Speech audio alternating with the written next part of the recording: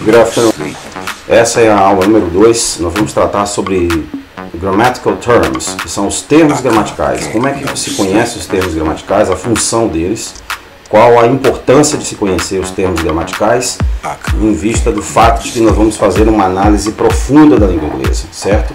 Vamos começar do básico, né? Vamos construir todo o nosso conhecimento, né? Com uma referência, com uma contextualização da língua, implicando aí atividades, leitura, diálogo, conversação, escrita. Preparei um material para vocês aí, para a gente começar a trabalhar esse negócio de forma intensa, né? É necessário conhecer a língua inglesa. A língua inglesa é uma língua internacional, é a língua do conhecimento, é a língua da comunicação, é a língua que, se você quiser saber o que está acontecendo no mundo, você tem que saber inglês, certo? Se você quiser aprender qualquer ciência no mundo, você tem literatura, você tem vídeos no YouTube, você tem o que você quiser. Até se você quiser estudar no exterior, conhecer o exterior, ou se você quiser sair daquela caixinha que a gente vive, que é o Brasil, né? Nosso país também é um país que nos prende, nos limita muito. Então a língua inglesa é justamente uma saída inteligente para observar e entender o que está rolando no mundo hoje, tá bom? Então o inglês é atividade, o inglês não é teoria, mas nós precisamos conhecer um pouco da teoria gramatical para então entendermos a língua num aspecto mais profundo e assim nós sermos capazes de falar melhor, entender melhor o inglês, né? E, claro, escrever melhor, né? Se a gente não vai aprender inglês para falar errado, escrever errado, não tem sentido. Então é necessário conhecer, claro, os termos gramaticais. Então vamos nessa? Vamos nessa. Alright folks, so welcome to our second class. We're gonna see today grammatical terms and we're gonna develop based on that. Bem-vindo, amigos. Nós hoje vamos considerar a aula número 2, né? Foi o primeiro vídeo que nós fizemos, foi o introdutório. Agora vamos passar já para as respostas sobre o termo, os termos gramaticais, né? Eu passei algumas frases, algumas sentenças, melhor dizendo, no vídeo anterior. E nesse vídeo agora nós vamos fazer uma análise, né, de todo esse conjunto de temas, para que a gente possa saber exatamente o que vai consistir o nosso curso, né? Qual o conteúdo, a estrutura dele, o framework. Então vamos lá, vamos dar sequência. Intensive English Language with Professor Orlando Nogueira. Então, para vocês que já me conhecem, beleza, bem-vindos. Para aqueles que vão me conhecer, eu também fico feliz em conhecê-los. Então, welcome to Lesson 1, Grammatical Terms. Bem-vindos à nossa lição, né, 1, Grammatical Terms, porque a outra foi basicamente uma introdução, tá bom? Então nós temos aqui drilling sentences. Let's correct the previous sentences. Então drilling sentences são exatamente os exercícios que nós fazemos, né? Drilling é um exercício intensivo onde nós vamos desconstruir o texto, onde vamos observar a formação sintática, vamos observar o significado das palavras, vamos fazer todo o exercício necessário para desenvolver o nosso inglês, né, de forma coerente, de forma científica, exata. Então, aquelas sentenças que eu passei para vocês, eu vou mostrar agora, vou recapitular. Nós vamos fazer então a correção, né? Vocês lembram que eu mencionei que se você tem condições de fazer um julgamento sobre essas sentenças, você vai se identificar em um determinado nível, né? Esse primeiro aqui é o nível mais básico, né? Então você está vendo aqui o auxiliar does. Né? O auxiliar does, ele está ocorrendo aqui logo na frente, você está vendo aqui de início, né? Does he speaks English? O que tem de errado aqui? Bom, o que tem de errado aqui, gente, é o seguinte: quando o does ele ocorre, né, na frente principalmente na frente de um pronome, né, precedendo um pronome, ele está fazendo o interrogativo, né? Ele está fazendo a interrogação. Nós estamos fazendo uma pergunta. E toda vez que nós usarmos o does, tanto na interrogação, quanto na afirmação, ou na negação, ou o que for, automaticamente a regra do S no final do verbo, né, da terceira pessoa do singular, ele vai cair. Então esse S aqui, ele não vai ser necessário, né? Então o verbo, quando existe a presença do does, ele automaticamente perde o S. Então nós vamos dizer o que? Does he speak English? Observe aqui a forma correta, né? Está aqui abaixo. Aqui está a forma correta em inglês. Does he speak English? Ou seja, ele fala inglês? Essa é a forma, né, padrão para uma interrogação em inglês. Bom, o outro exemplo, exemplo número 2. Nós temos também a ocorrência do does, né, que é como se fosse o do das outras pessoas, né? I do, you do. A terceira pessoa, he, she, it, ele, ela e algo, que é o pronome it, é o pronome neutro. Nós usamos a forma does, nós não usamos a forma do para a terceira pessoa. E Charles é o que? Charles é a terceira pessoa, ele é he, ele é ele, não é isso? Então, se ele cai na categoria de terceira pessoa, do pronome de terceira pessoa, então ele vai precisar do does. Mas o que tem de errado aqui é o seguinte, nós temos o does e nós temos aqui também o verbo to be. O is é a forma do verbo irregular, to be, para a terceira pessoa, né? He is, she is, it is. Então aqui está perguntando, does Charles is in the house? A pergunta não tem muito sentido, porque Charles está na casa. Então está uma coisa redundante, está uma coisa sem sentido, porque ou você faz a interrogação com o verbo to be, ou você faz a interrogação com o auxiliar, com o verbo auxiliar do presente, não é isso? Então, se você está dizendo does Charles in the house, você não está fazendo muito sentido, né? Ela está gramaticalmente incorreta. A forma correta é essa forma aqui, ó. Essa forma logo abaixo. Is Charles in the house? Porque o verbo to be, ele é ser ou estar. Ele tem duas faces, ele é como uma moeda. Ele tem dois sentidos, né? E ser ou estar. Não é isso? O Shakespeare já dizia, né? Ser ou não ser, eis a questão. Se você não é, você está, né? É um estado temporário. Mas se você é, então você é uma constante, você não é uma variável. Então, o verbo to be é exatamente isso aqui. Ele já está perguntando a situação dele, se ele está na casa. Então, não há necessidade de nós usarmos o does nesse sentido aqui. Se nós usarmos o does, não precisamos usar o verbo to be, né? Esse aqui é uma compreensão a nível básico, né? Se você já sabe disso, parabéns. Então, você já está legal no nível básico. Bom, aqui nós temos mais ou menos uma revisão, né, geral do que está acontecendo, né? Aqui eu gostaria de destacar para vocês que toda a sentença que eu colocar nesse nosso curso, iniciando agora, na primeira aula, toda a sentença que eu colocar um asterisco, ela quer dizer exatamente isso aqui, gente. Ó. Ela quer dizer que os asterisks indicate ungrammatical constructions. Ou seja, os asteriscos indicam construções não gramaticais, né? Esse prefixo aqui, an, é aquele que remove a qualidade. Então, é não gramatical, né? Esses asteriscos indicam que a sentença está errada, em outras palavras, entendeu? Se você não vê o asterisco, é sinal de que a sentença está correta. Então, quando nós utilizamos os auxiliares, olha só, nós temos o positivo, 3 aspectos da comunicação, né, que é o positivo, que nós também podemos chamar de afirmativo. Nós temos o negativo, né, que é parte de uma comunicação também, você nega as coisas, né? E nós temos então a questão, que é o interrogativo, afirmativo, negativo e interrogativo. Então eu tenho aqui, por exemplo, primeira pessoa, I work, we work, you work, they work, certo? Já na terceira pessoa, ou like, ou need, ou have, são, no caso aqui, 4 opções de verbo. Todas elas vão se conjugar dessa forma. A terceira pessoa, observe, como eu disse antes, acrescenta-se um S no final. Ó, todos os verbos vão levar um S.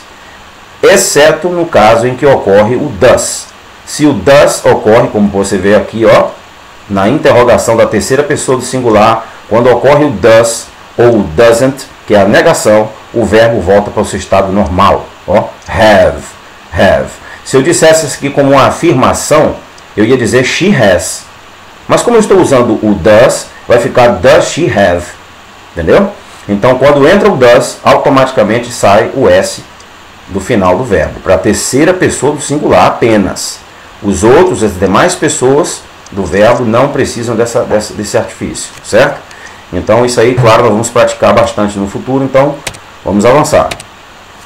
Isso aqui é basicamente uma exposição. Bom, esta outra sentença aqui já envolve um pouquinho mais de complexidade. They report the police the accident. O que está errado com essa sentença aqui? Bom, de cara nós já podemos ver que existe 2 artigos definidos, né? Um aqui e o outro aqui, né? Então, não tem muito sentido aí. Jogo de cara você percebe que tem alguma coisa errada, né? Então, o que nós podemos entender aqui? Primeira coisa que a gente tem que se perguntar aqui, como existem, né, dois nomes aqui, né, dois nomes, nós temos que perguntar quem é o objeto direto e quem é o objeto indireto, certo? E they reported what? O que eles reportaram? Eles reportaram, ó, o verbo aqui é o verbo regular, eles têm o ed no final, isso significa que é um verbo regular. O verbo regular é quando você simplesmente acrescenta um ed no final. Se ele já possui um e no final, como você pode fazer? Você bota simplesmente o d, acrescenta o d. Então você tem aqui um verbo regular. Eles reportaram, né, o que? O acidente. Para quem? Para a polícia. Então, quem é o objeto direto? Acidente. Quem é o objeto indireto? A polícia.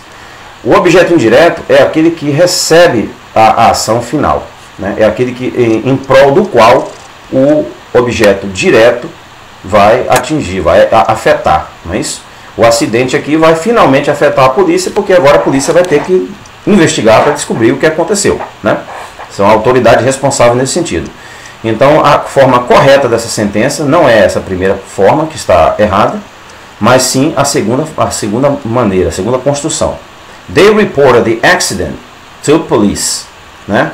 Então nós temos aqui a preposição to, que é muito importante. Nós vamos observar em frases preposicionais, no capítulo sobre frases preposicionais, nós vamos observar a importância dessa preposição, porque ela indica, quase que invariavelmente, ela indica o objeto indireto. Valeu? Então aí está a forma correta das sentenças que eu passei na última apresentação, no último vídeo, né? Então vamos dar sequência? Vamos lá. A correção agora da última parte, não é? A correção das sentenças abaixo. He is having a book. O que está de errado aqui com essa sentença? Foi essa pergunta que eu fiz, né? Se você consegue identificar o que tem de errado com essa sentença, você já está em caminho para avançado, de intermediário para avançado. Se você conseguir discernir o que tem de errado aqui, com certeza você já pode se considerar como nível intermediário a avançado. Por quê? Porque bem poucas pessoas vão saber, principalmente nos níveis básicos, né, do inglês, beginners level, eles vão saber que isso aqui é um verbo estativo. O verbo have é um verbo estativo. O que é um verbo estativo? Um verbo estativo é um verbo que faz um statement. Ele vem de statement. Ele faz uma declaração sobre aquele elemento, sobre aquela pessoa. Ele faz uma predicação sobre aquela pessoa. Então, a pessoa aqui é ele, terceira pessoa do singular, he, his. Ó. He's having a book. Qual o problema com essa construção? Bom, o problema com essa construção é que quando você usa verbos estativos, você não pode usar o presente contínuo ou o passado contínuo. Aqui está, ó, apenas verbos dinâmicos, dynamic verbs, have present, progressive and past progressive. Apenas verbos que são dinâmicos, podem ter o presente contínuo, né? o presente contínuo e o passado contínuo, certo? Ou seja, progressivo, contínuo progressivo. A gente pode chamar das duas formas. Então, he is having a book está errado, porque esse verbo é um verbo estativo. Agora observe como que um verbo dinâmico já faz mais sentido. Olha aqui, ó. Esse é um verbo dinâmico, write. Por que write, né, é um verbo que pode ser considerado como dinâmico? Por quê? Porque para escrever envolve o quê? Um dinamismo, envolve uma atividade dinâmica. Você vai escrever, você vai gastar energia, você vai fazer uma atividade que é considerada dinâmica, certo? Enquanto que ter não é necessariamente uma atividade dinâmica. Ter é uma coisa interna, é uma coisa pessoal, né? Ter ou não ter. Então, já a escrita, né? Write, é uma atividade que envolve uma despreender energia, né? Física.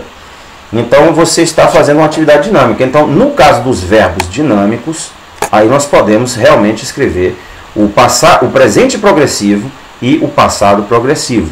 Isso bem poucas pessoas sabem. Isso é uma coisa que é mais para o nível final do nível intermediário para o nível avançado. Então, algumas pessoas, por não saberem disso, cometem esse tipo de gafe aqui, esse tipo de erro. He's having a book. Outro exemplo. She was knowing the man. Observe que aqui está no presente. He is having the book, né? Ele está tendo um livro, e ela estava conhecendo o homem. Ó. Outro verbo estativo, conhecer. Conhecer não envolve necessariamente alguma atividade dinâmica, né? Ele já é um processo interno, é um processo de elaboração interna, né? De reflexão, uma participação é muito subjetiva, é muito da pessoa. Você pode conhecer ou não conhecer. Você não tem que fazer nenhuma atividade para isso.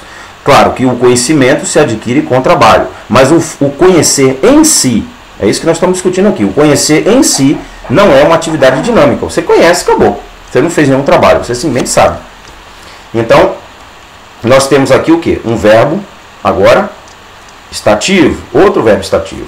Então ele não pode ter nem o presente progressivo e nem pode ter o passado progressivo, porque ele é um verbo estativo.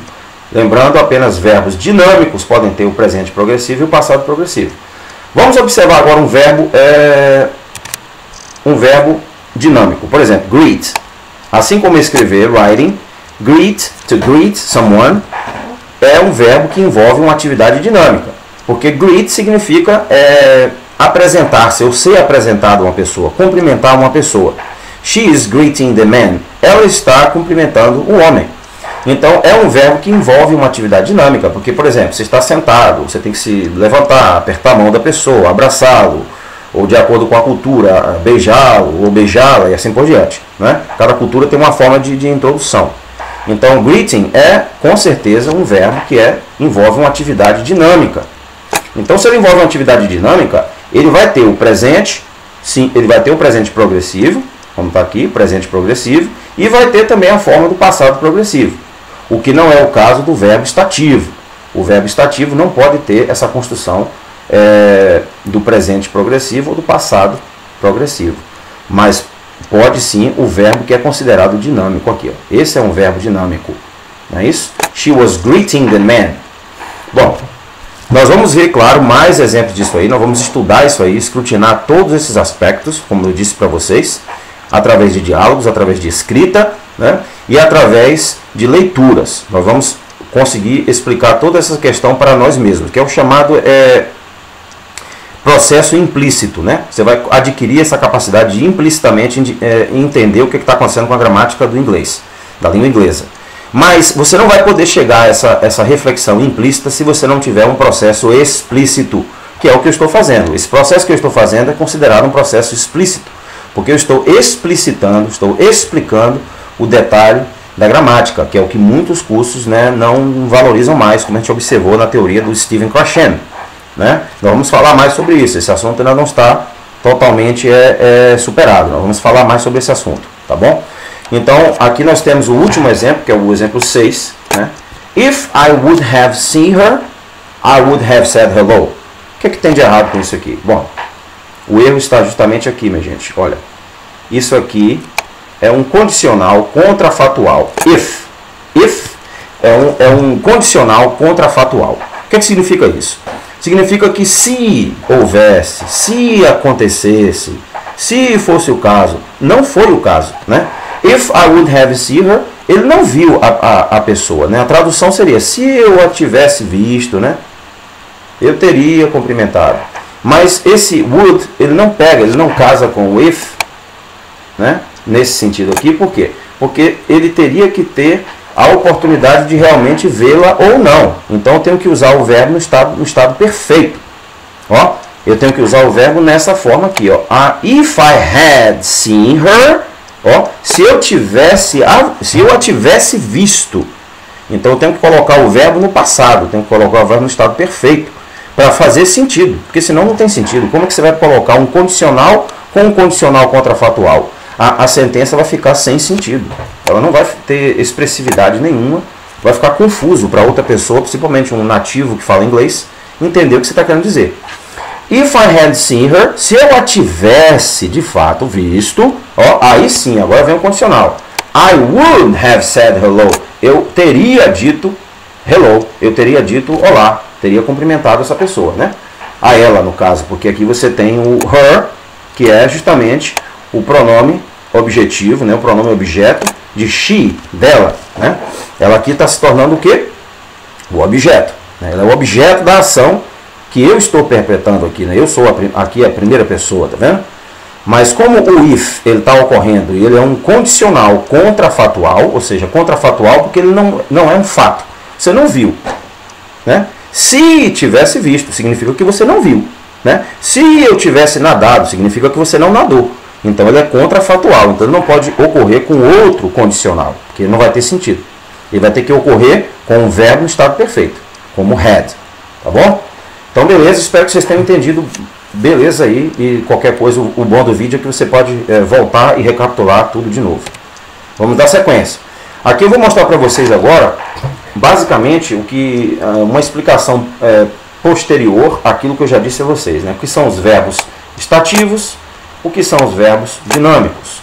Os verbos estativos são aqueles que envolvem, ó, like, gostar, love, amar, hate, odiar, own, possuir, appear, aparecer, believe, acreditar, seem, parece que é, parece que não é, understand, entende, consist, consiste, need, precisa, want, quer, e mean, significa ou indica algo, né?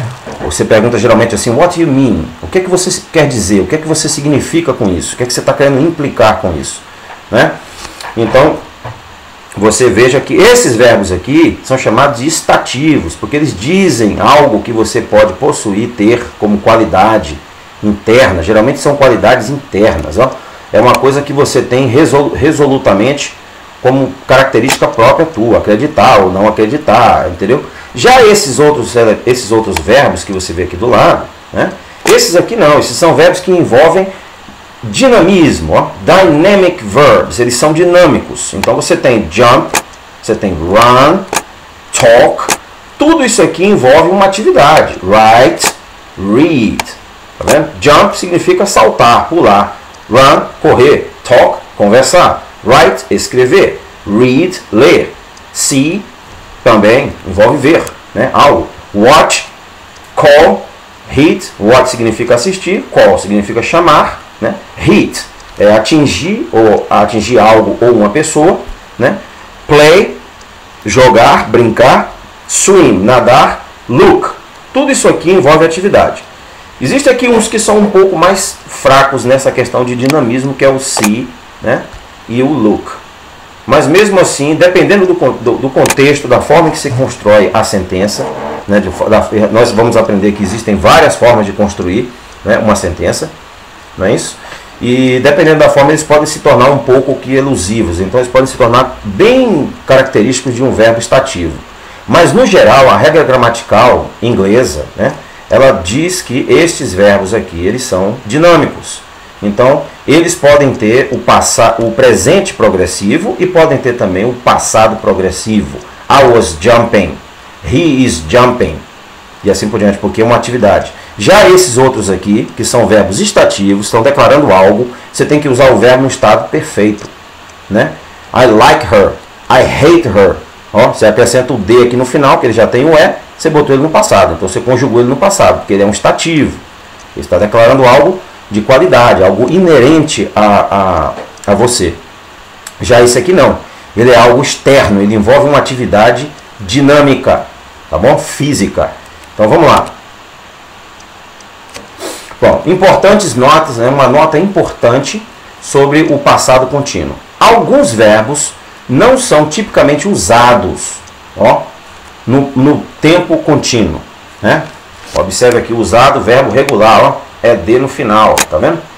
Use já termina com o E, então você acrescenta só o D, pronto, fica no passado. Então é um verbo regular, está no passado, está no estado perfeito. Né? Tipicamente não costumam ter o tempo contínuo. Ao invés, instead, né, nós preferimos usar estes verbos no tempo presente, presente simples, ó, simple present, simple tense, simple present ou past. Então estes verbos são chamados de estativos. Eles declaram algo sobre você, sobre a pessoa, seja quem for, né? É um or também chamado de or ou non-action verb, verbos que não expressam ação dinâmica. Here are some examples. Por exemplo, você tem want, né? Como nós já vimos, know, believe, forget. São coisas internas, são coisas que pertencem, são inerentes a você. Eles não envolvem uma atividade física necessariamente, né? Eles são muito subjetivos, são muito internos. Tá bom? Vamos continuar então. As formas. Quais são os aspectos da comunicação em inglês, né? A forma básica que nós vamos aprender, né? Até a partir dos nominativos, nós vamos primeiro aprender a formar noun phrases, frases nominais. Depois nós vamos aprender frases verbais. Depois nós vamos aprender complementos, frases independentes, frases subordinadas. E aí depois então nós vamos passar para outros aspectos dos verbos que eu vou descrever para vocês, né? Mas primeiro, né, o primeiro passo, quando nós entrarmos na fase de nominais, que é a próxima aula, são os nominais, então você vai aprender a fazer declarações simples, né? Você vai fazer uma afirmação: I drink, you drink, he drinks, ó o Szinho, porque aqui eu estou fazendo uma afirmação. Já aqui, ó, he doesn't drink, aqui não tem o S, ó. Por quê? Porque o doesn't, né, é uma contração do does com o not. Então você não precisa usar o Szinho no final. Mas se você faz uma afirmação, você usa. Tá vendo? E aqui você tem um processo de interrogação. Ó. Does he drink? Qual é a diferença? Bom, quando você nega, né, você vai botar o does ou o doesn't logo após o pronome. Tá vendo? Após a pessoa que está agindo, o sujeito. Mas se você faz uma interrogação, você vai colocar o does precedendo o sujeito, que é he. Tá vendo? Does he? Aqui, claro, todas as interrogações são feitas dessa forma. Sejam com o verbo to be, sejam com o auxiliar do presente, seja com o auxiliar do passado did, seja com o auxiliar do futuro will. Certo? Então todos eles vão seguir esse padrão. Isso faz com que a língua inglesa se torne altamente modular. Isso é uma modulação, né? Isso se torna como que uma fórmula matemática. Então é difícil você cometer erros depois que você aprende o inglês, porque ele é previsível, ele tem formas específicas para se perguntar. O português não, você tem uma liberdade muito maior para fazer perguntas. O inglês não, ele tem que ser o auxiliar na frente do sujeito. A negação tem que ser a contração, né, após o sujeito. Ó. E a afirmação, né, conforme vocês estão vendo aqui, ó, I drink, you drink e assim por diante. Né? E para a terceira pessoa, he drinks, she drinks, it drinks. Sempre com Szinho no final. Beleza? Vamos lá então. Aqui nós temos agora o verbo to be. A gente viu lá na frente o verbo to be, né? Então nós temos o I am, primeira pessoa. Esse é um dos verbos mais irregulares que existem. É o verbo to be. Então você tem a primeira pessoa am, você tem she, he, it, is, they, we, you, are. E você tem a terminação do verbo aí para o presente, contínuo, o que for. Não é isso? Então dependendo daquele critério que vocês viram, né? O verbo principal que vier aqui, ele tem que ser um verbo dinâmico, né, para poder ter o presente contínuo ou o passado contínuo. Mas essas aqui são as formas, ó, as formas em que cada das pessoas, inclusive nós temos aqui o you em plural e o em singular também é you, né? Ele também cai na mesma categoria de you are, tu és, né? Então, como se diz em português. Tá bom? Vamos lá, sequência. Bom, isso que nós observamos lá na correção de sentenças, né, no drill, nos remete a esse fato aqui. Ó. Existem casos na língua inglesa, né, que um deles é o caso dativo.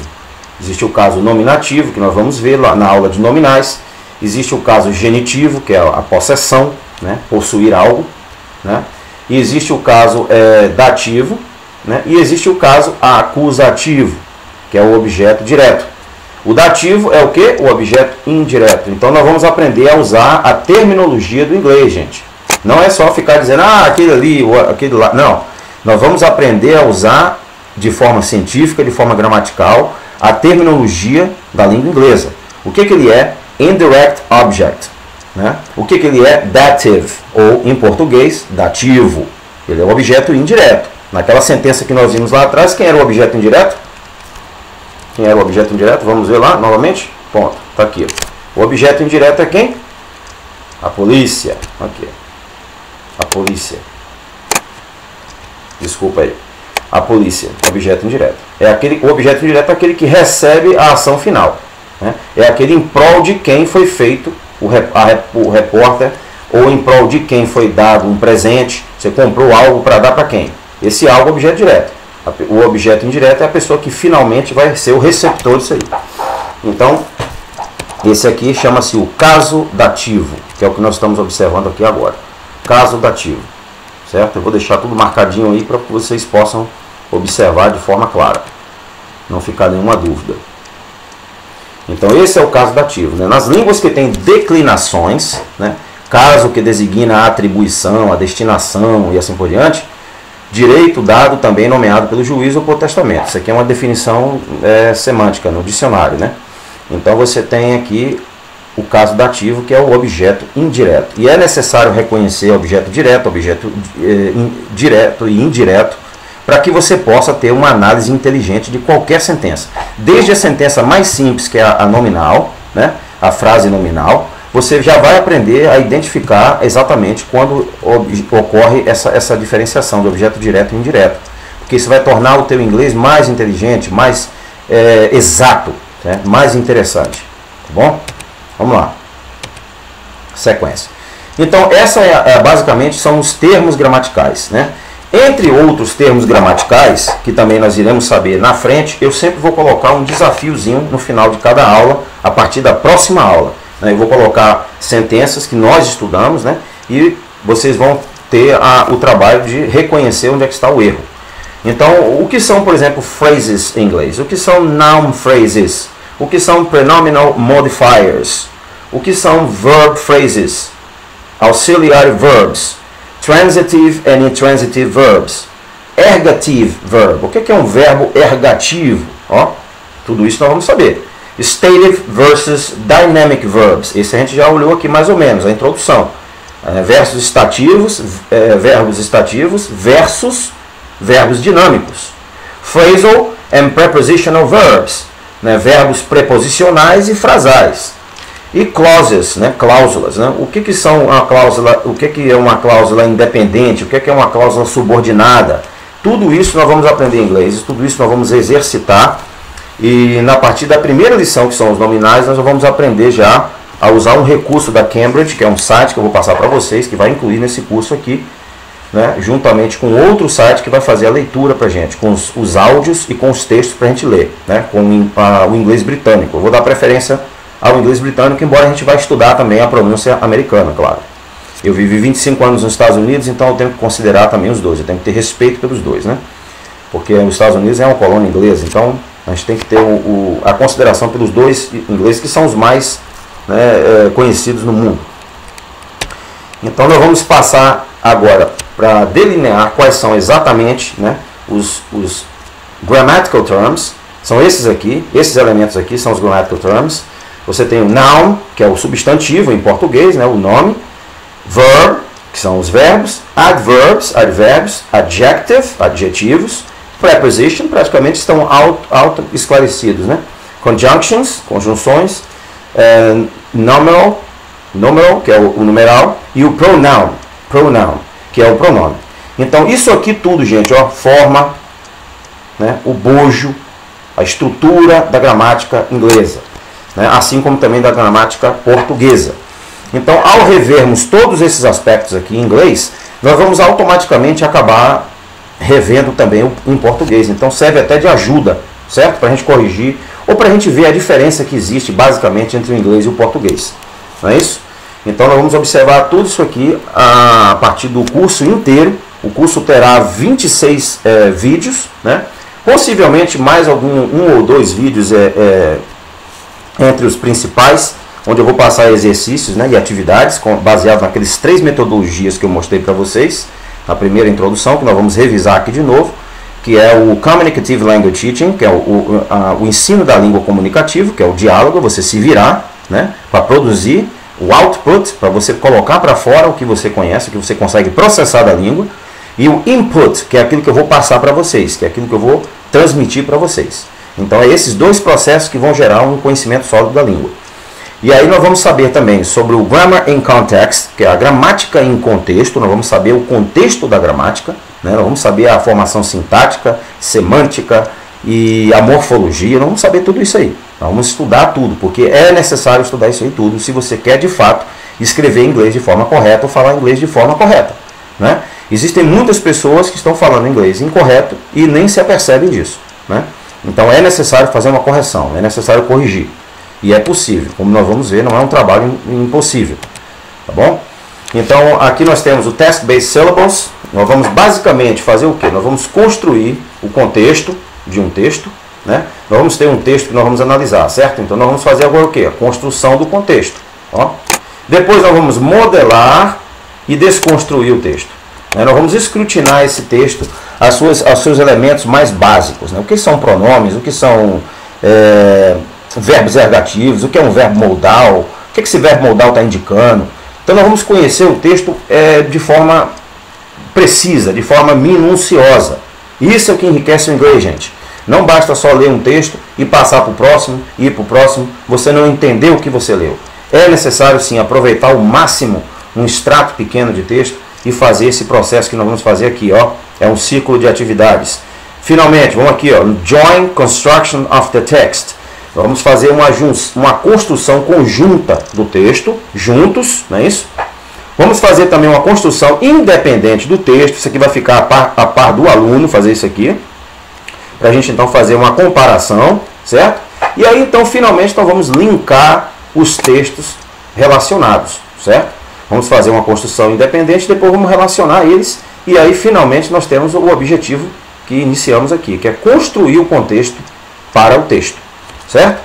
Então essa é uma atividade muito interessante e que eu uso isso na sala de aula, né? Eu dou aula lá no meu curso e eu tenho esse mesmo procedimento aqui para vocês aprenderem, né? Que se baseia nas 3 teorias principais.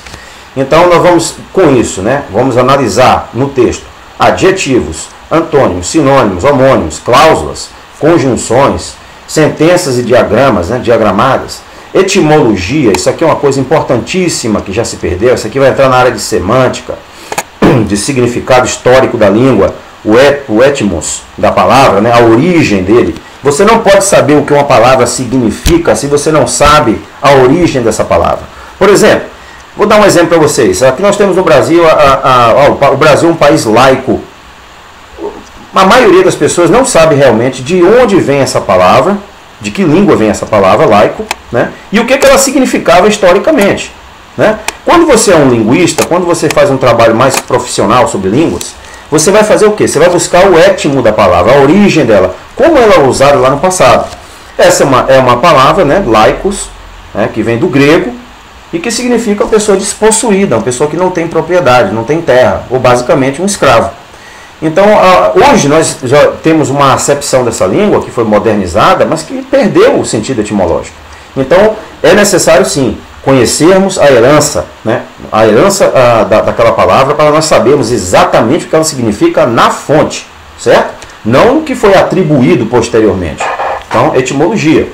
Aí vamos saber advérbios, a capitalização, por exemplo, a primeira pessoa do verbo I sempre é capitalizado, não importa onde ele ocorra na sentença, se é no início, se é no meio, se é no final, ele sempre vai ser, a não ser que ele seja objeto, aí ele vai se tornar o me. Mas quando ele ocorre da forma como ele é, né, por si mesmo, ele sempre é capitalizado, ou seja, a letras maiúsculas, certo? Uma letra maiúscula, nunca com letra minúscula. Vamos saber o que são os columns, são os 2 pontos, como utilizá-los para formar parágrafos. Vamos saber as contrações. Vamos saber também sobre diálogos, né? He said, she said, paraná, paraná. E nós vamos começar então a distribuir, né, o que significam, né, essas colocações no diálogo. Vamos desenvolver a prática do diálogo, que isso é muito importante, é uma prática que os antigos gregos possuíam e que hoje em dia já não existe mais conceito e nem prática, porque as pessoas já não conseguem dialogar, né? É muito difícil você encontrar pessoas que conseguem fazer um diálogo. Então, gente, isso aqui é basicamente ressuscitar toda a cultura que está por trás da comunicação, da língua, desde os antigos gregos, que foram os nossos pais, né? Os nossos pais na questão de cultura, em questão de língua, em questão de ciência, de conhecimento, certo? Não tem como fugir, né? Nós somos gregos com amnésia, ou seja, nós esquecemos que nós somos gregos. Toda a nossa arquitetura se baseia nos gregos, todo o nosso conhecimento científico vem da Grécia, certo? Então, Essa é uma prática muito grande na antiga Grécia, que é o diálogo, e nós vamos saber o que é um diálogo, vamos saber exatamente como praticar isso. Os hífens e os dashes, que são os traços e os hífens, certo? Os traços e os hífens. Nós vamos saber também quando entra um, quando entra o outro, quais são os casos, a gente vai aprender tudo isso, certo? Tudo isso através da aula inteira. Bom, revisando aqui, basicamente, o que nós aprendemos na aula passada? Communicative Language Teaching. Esse é o primeiro método que nós vamos empregar. É isso? A comunicação já desde o very beginning, desde o princípio, do próprio princípio. Nós vamos aprender vamos ser encorajados, encouraged from the very beginning, desde o princípio, a se comunicar, fazer attempts, tentativas de se comunicar. Não quer dizer que nós vamos conseguir se comunicar. O objetivo desse método aqui não é que você consiga se comunicar de forma excelente, de forma gramaticalmente correta e assim por diante. Não. É que você aprenda a se desenvolver. Isso aqui é uma atividade psicológica. Lembre-se, você vai aprender inglês para falar em público, porque você vai falar com outras pessoas, seja no trabalho, seja na academia, na universidade, seja onde for. Você quer isso, você não quer inglês para ficar na mente. Você quer inglês para botar em dinamismo, em prática. Então, psicologicamente, você tem que começar a desenvolver diálogo desde a primeira lição, certo? Desde a primeira aula. Para que você, ao final do curso, já tenha adquirido a confiança de falar em público. É isso que acontece com muitos cursos, eles não praticam isso aquilo desde o princípio, né? Então, algumas pessoas, mesmo estudando anos, não conseguem ainda ter um diálogo significativo em inglês, certo? Então, nós vamos fazer também o uso judicioso da língua nativa, que é o português, no caso, uma vez ou outra. Is accepted, é aceitado, quando possível, quando plausível, feasible, certo? Quando for possível, quando não tiver jeito, a gente vai botar uma coisinha em português, né? Mas o nosso foco vai ser a língua inglesa. E aí nós vamos fazer também tradução, translation, né? Vamos aprender de onde vem essa palavra também, qual a origem dela, o que significa uma tradução. Talvez a gente entendendo o conceito por trás de tradução, nós vamos saber que nós não podemos ser exatos. Se você depende de traduções, você está sendo traído, você está sendo enganado, porque as traduções nunca vão conseguir ser perfeitas, certo? May be used when students need or benefit from it. Pode ser usada, aqui está um verbo modal, né, que dá permissão, né, may e o may, né, ser usado quando os estudantes precisam ou se beneficiam dela. Reading and writing, essa aqui é uma parte importantíssima, leitura e escrita. Claro que essa leitura e essa escrita, no início, vão ser textos extratos, vão ser coisas pequenas. Eu vou mostrar para vocês na próxima aula o site em que nós vamos usar para adquirirmos os textos e os áudios. Vou ensinar vocês como fazer para baixar tudo e fazer tudo direitinho. E Target Linguistic System, quer dizer, o nosso target, nosso alvo, é o quê?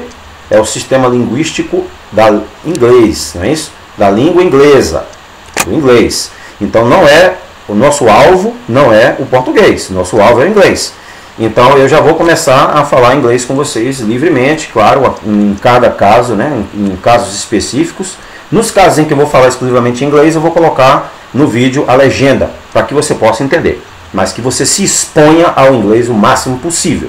Senão você não vai conseguir dominar essa língua, não vai conseguir aprender, né? Through the process of struggling, através do processo de lutar, struggling, struggle é uma luta, é uma batalha. Então, a vida é uma batalha. Então, você não pode esperar aprender uma língua, gente, sentado no sofá ou, né, olhando para o sol. Não tem como. Você tem que lutar, você tem que se esforçar. É uma batalha, né? E aqui está o struggling to communicate, lutar para se comunicar. Imagina que você está na Times Square em Nova York. E você precisa tomar um café, você precisa ir ao banheiro, você precisa pegar um ônibus, você precisa pegar um táxi. Como é que você vai fazer? Não tem ninguém que possa te ajudar, ninguém que entende português. No máximo vai ter uma pessoa que entende espanhol, né? Mas como é que você vai fazer para se comunicar? Você tem que fazer o quê? You have to struggle. Você tem que lutar, certo? Você tem que lutar para se comunicar. Então é isso que nós vamos desenvolver. É a capacidade de sobrevivência, não é isso? De falar inglês e falar com confiança, beleza? Aqui também nós temos a outra metodologia que nós vamos usar, que é Grammar Teaching. Teaching Grammar. Nós vamos usar o processo explícito para explicar o que é um pronome, o que é uma frase, o que é uma frase nominal, o que é um modificador pré-nominal, o que é uma frase verbal, o que é uma forma verbal, quais são as formas verbais, o que são verbos auxiliares, transitivo, intransitivo, né? O que é um verbo ergativo com par, um verbo ergativo sem par? Tudo isso, gente, a gente vai considerar, só que, claro, de acordo com o desenvolvimento das aulas, porque a gente não pode abordar assuntos que estão lá na frente, ainda na fase inicial, porque vai confundir um pouco, vai atrapalhar o nosso progresso. Nós temos que nos ater ao processo em que nós estamos, tá bom? O passo em que nós estamos. Então vamos usar dedução, indução para poder desenvolver. E finalmente a última metodologia que nós vamos aplicar é essa aqui, ó, TBLT, que é o Task Based Language Teaching. É o ensino de língua baseado em tarefas, baseado em exercícios, que são lições, materiais, né, que devem prover o esqueleto, a estrutura, ó, the framework, tá vendo? Que pode prover a estrutura na qual você vai aprender, você vai entender a língua. Então nós temos aqui, desde o princípio, o processo de aprendizado vai ser produzir, vai ser visar, né, o objetivo de produzir a língua, né, que não foi explicitamente ensinado. Expect, né, ou seja, os alunos, learners, should not be expected to produce language that has not been explicitly taught. Então, os estudantes não devem ser esperados, como eu disse a vocês, ninguém espera que vocês façam tudo no início, tudo correto.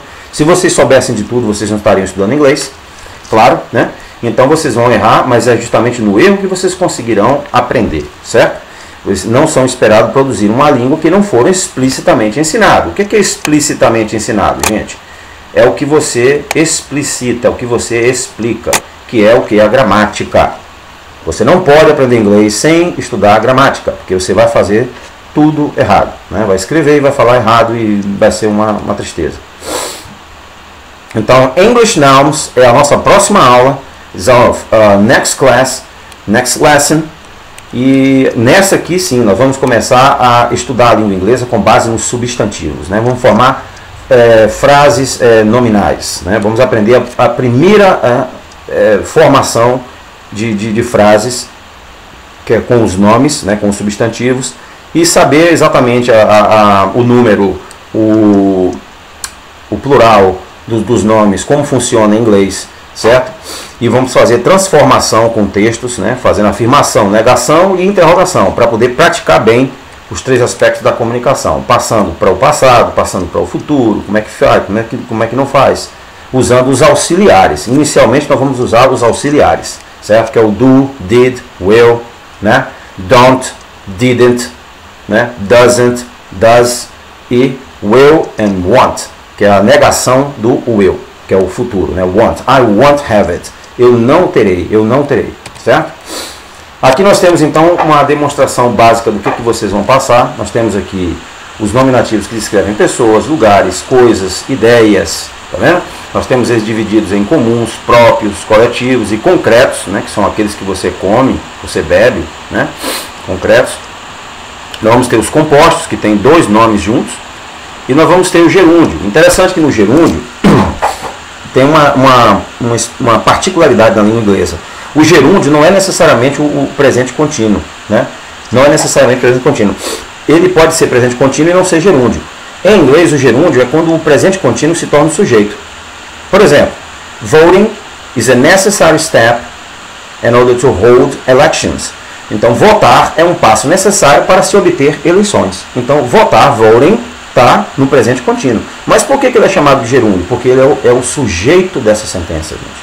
Ele é o sujeito, né? É ele que está sendo ali o foco de tudo. Ele que está sendo o perpetrador da ação. Ele que está resultando na eleição. Então ele é o sujeito. Então nesse caso ele é tecnicamente considerado gerúndio.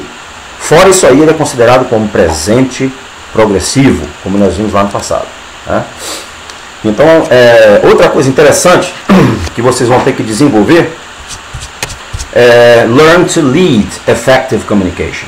Vocês vão ter que ter disciplina, vocês vão ter que ter um caderninho do lado, vocês vão ter que escrever os exemplos, vocês vão ter que praticar os exercícios que eu vou passar, se enganjar no diálogo, na leitura, porque senão vocês não vão conseguir fazer esse trabalho. Esse trabalho que eu estou desenvolvendo, gente, é uma experiência já de mais ou menos 30 anos mais ou menos, né? De conhecimento da língua inglesa, de estudo, né, lá nos Estados Unidos, em Nova York, onde eu morei, e eu acumulei muito material, muita experiência nessa questão. Então eu vou passar para vocês o melhor que eu puder. Então eu quero que vocês também passem para mim o melhor que vocês puderem. Nada de negócio, né? Você pode reservar um tempo durante o dia, 30 minutos no máximo, tá bom. Você não precisa também ficar estudando o dia todo, claro, né? Porque você tem outras coisas para fazer. Mas se você levar isso aqui devagarzinho, como você tem os vídeos já arquivados no meu canal, você vai ter acesso a eles a hora que você quiser, certo? Então você tem que aprender a liderar uma comunicação efetiva. Você tem que ter atitude, você tem que ter determinação, porque senão você não vai conseguir se desenvolver, né? Não existe método que possa ensinar uma pessoa que não tem disposição, certo? Então aqui nós temos a leitura, né, que vai ser necessário fazer leitura.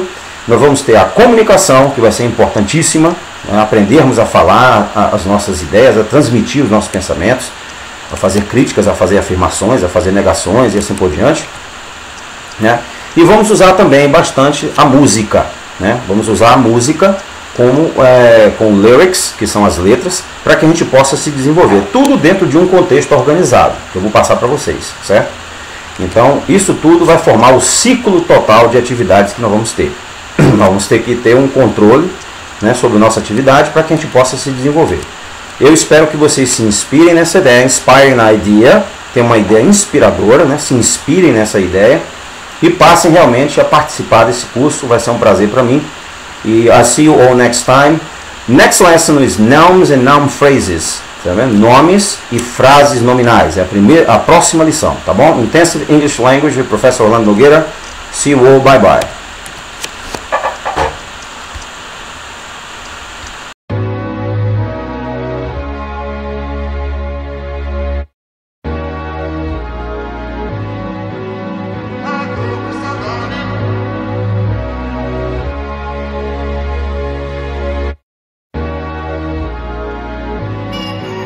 My father said never give up, son. Just look how good Cassie has become. Mohammed, Mahatma and Nelson, not scared to be strong. I mean, what if they say I'm no good? What if they say, get out of here, kid, you got no future? Now you can run and just see they're right. No, I'll never be no one in my whole life.